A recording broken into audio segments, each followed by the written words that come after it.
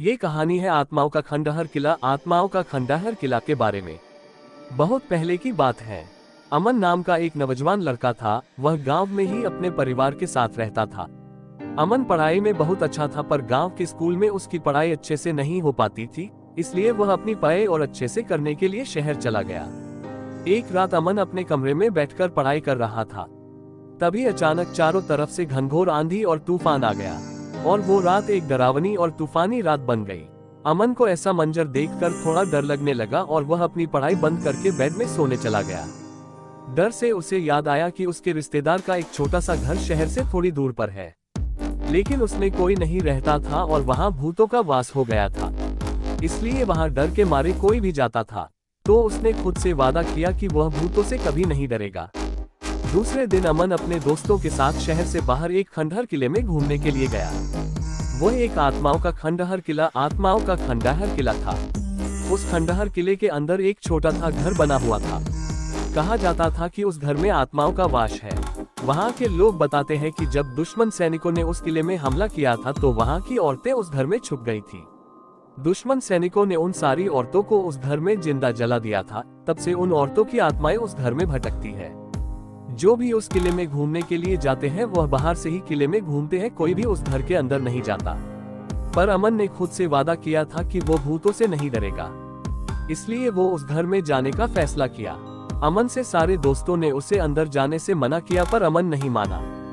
उसने अपने दोस्तों से कहा, भूतों से मैं नहीं डरता हूँ, तुम लोग देखना, भूत मेरा कुछ नहीं कर सकते, मैं सही सलामत वापस आ जाऊंगा, तुम लोग थोड़ा देर मेरा इंतजार करना, मैं अंदर से घूम के आता हूँ।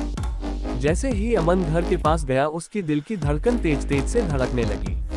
वहां पे खिड़कियों से ठंडी हवा आ रही थी और छत से पानी टपक रहा था, जिससे ऐसा लगता था कि अभी भी इस घर में कोई रह रहा है और घर जैसे जीवित हो। उसने एक गहरी सांस ली और धक्का देकर पुराने अजीब दरवाजे को खोल दिया। घर का भीतरी भाग बाहर से भी अधिक भयानक और डरावना था। उस घर की फर्श सड़ गई थी और दीवारें जाले की परतों से ढकी हुई थी। डरावनी हवेली। फिर उसने जलों को हटाते हुए एक कमरे में गया और जैसे ही कमरे के अंदर गया उसे महसूस होने लगा कि कोई उसका पीछा कर रहा है। अमन ने इस बात को नजरअंदाज किया और आगे बढ़ गया। अचानक उसे अपने पीछे एक धीमी सी आवाज सुनाई दी। उसने इधर उधर देखा, लेकिन उसे कुछ भी नहीं दिखा।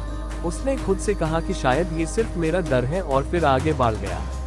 आत्माओं का खंडहर किला। लेकिन वो आवाजें उसे लगातार सुनाई देने लगी। अब उसे अपने पीछे किसी के होने का एहसास हुआ। उसे लगने लगा कि कोई तो है जो मेरा पीछा कर रहा है, और वो समझ गया कि वह उस घर में अकेला नहीं है। अमन अपने मन में सोच लिया कि अब मैं यहाँ से नहीं भागा तो मैं शायद जिंदा भी नहीं रहूंगा। उसने धीरे से भागने के लिए पीछे मुड़ा तो देखा कि लेकिन दरवाजा बंद हो चुका था और वो बुरी तरह से फंस गया था। घबराकर उसने दूसरा रास्ता खोजा, लेकिन कोई फायदा नहीं हुआ, क्योंकि घर के सारे दरवाजे और खिड़कियां बंद हो गई थी। अमन महसूस कर रहा था कि कोई उसके नजदीक आ रहा है और हवा हर कदम के साथ ठंडी होती जा रही है। फिर उसने देखा कि थोड़ी ही देर में एक डरावनी औरत उसके सामने आ गई। उसके सफेद बाल, आंखों से खून के आंसू बह रहे थे और लंबे लंबे दांत और चेहरा पीला पड़ा हुआ था और उसकी आंखें बदले की भावना से जल रही थी। वह चुड़ैल अमन की ओर बढ़ी और वो अपना हाथ उसके छाती पर फेरते हुए उसके कान में धीरे से बोली, तुम्हें यहाँ कभी नहीं आना चाहिए था, अब तुम कभी नहीं जाओगे।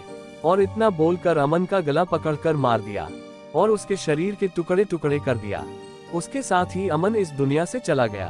अमन के दोस्त बाहर उसका इंतजार कर रहे थे। काफी समय बीत जाने के बाद भी जब अमन वापस नहीं आया तो उसके दोस्त समझ गए कि अमन अब कभी नहीं आएगा। अमन के दोस्तों ने उसके घर वालों को ये सारी बात बताई। घर वाले उस जगह पर पहुंचे, पर वहां पास में रहने वाले लोगों ने किसी को अंदर नहीं जाने दिया और उस किले को भी हमेशा के लिए बंद कर दिया गया, ताकि कोई गलती से भी उसमें जा न सके।